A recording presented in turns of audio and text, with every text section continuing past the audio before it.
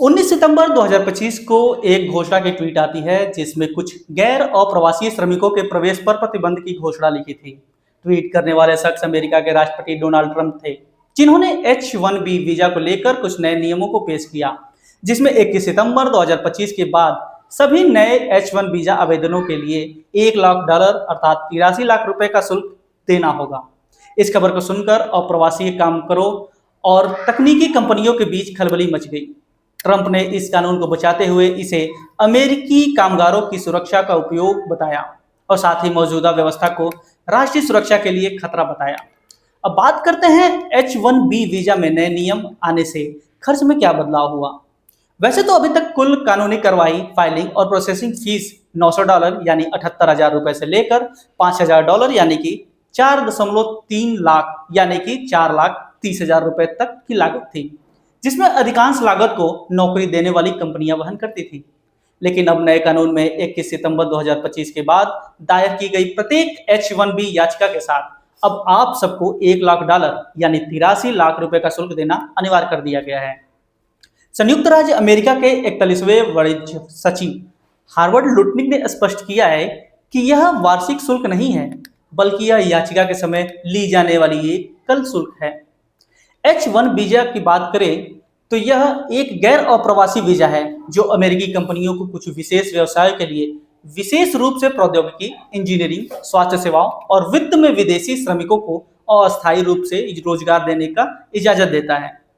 आपके मन में भी एक सवाल जरूर होगा कि हमारे लिए H-1B वीजा इतना महत्वपूर्ण क्यों है? क्योंकि एक दशकों से भारतीय अमेरिका में जाकर नई कंपनियां बना रहे हैं, व्यापार कर रहे हैं और वहां की कंपनियों को चुनौती दे रहे हैं। अगर बात वीजा H-1B को स्वीकृति की जाए तो इसमें भी भारतीय कंपनियां अमेरिकी कंपनियों से 60% से अधिक स्वीकृति प्राप्त हैं। अमेरिकी सरकारों के आंकड़ों से पता चलता है कि 2015 के हर साल स्वीकृति सभी H-1B वीजा आवेदनों में भारतीयों की जनसंख्या या संख्या लगातार बढ़ रही है, जो 70% से अधिक है।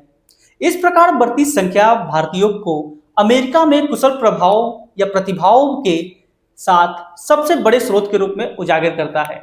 आंकड़ों के अनुसार H-1B वीजा के लिए याचिका स्वीकृतियों में इन्फोसिस 8137, TCS में 7500 एवं HCL टेक में, जो कि सहायक कंपनी है, 2952 भारतीय नागरिकों को स्वीकृति मिली है।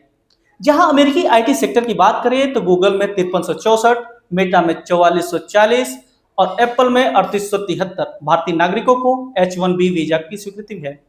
IT क्षेत्र में अमेरिकी नागरिकों की तुलना में भारतीयों की संख्या ज्यादा है। H-1B वीजा का आवेदन करने के लिए किसी भी उम्मीदवार को किसी विशिष्ट क्षेत्र में स्नातक या उच्चतर डिग्री होनी चाहिए।